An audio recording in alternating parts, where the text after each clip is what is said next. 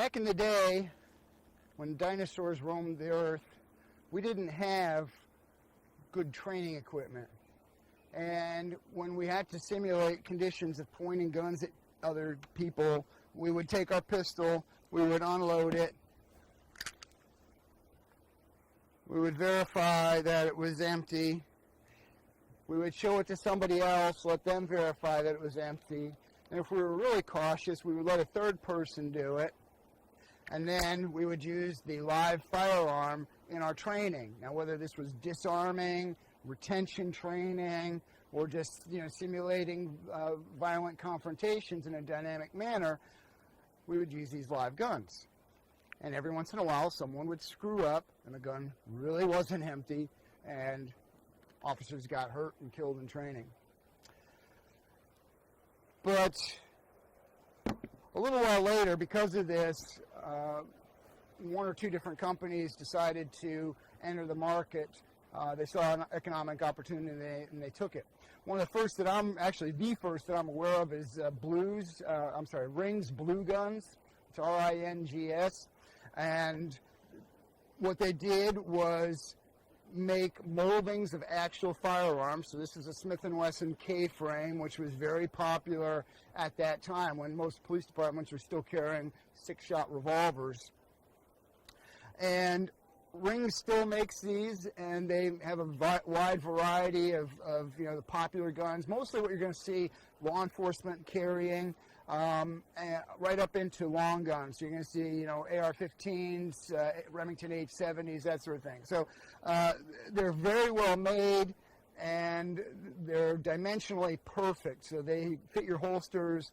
The weight's similar, a little bit on the light side. They're also a little pricey, so you can expect to pay, $50-ish for one of the pistols and $150, $200 for the long guns.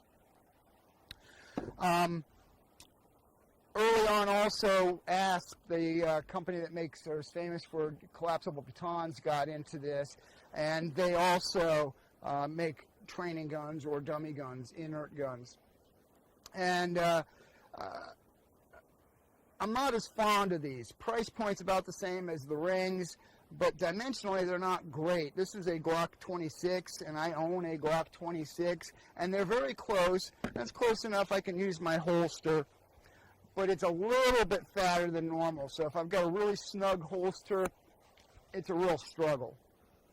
Also, ASP, probably 10, 15 years ago now, did some anti-gun things that didn't make us gun owners particularly happy. So for that reason, I stay away from ASP. I purchased this before that happened.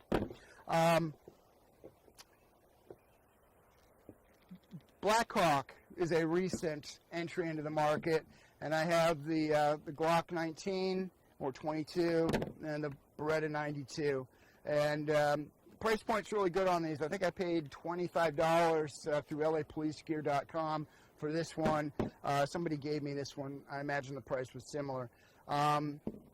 Once again, dimensionally, they're very, very close. This might be very slightly on the small side. But once again, it'll fit a Glock holster without issue. And it's close enough that it'll work with your gear. I also have this Blackhawk J-frame. It's a Centennial with the covered hammer. And I have this HK USP, and this is definitely small. Once again, it'll fit in the holsters, but it's on the small side. I can't even remember who made this or where I got it. But if you're serious about your training, you need to get an inert training gun or dummy gun. There's a number of things you can do with it, from doing safe practice at home. So I'm working on my draw. If I'm going to do anything dynamic, I want to work on weapon retention drills, or I want to work on disarming drills. This is the way to go. Now, a tip for you guys, if you're going to do disarming techniques, is to cut off the trigger guard.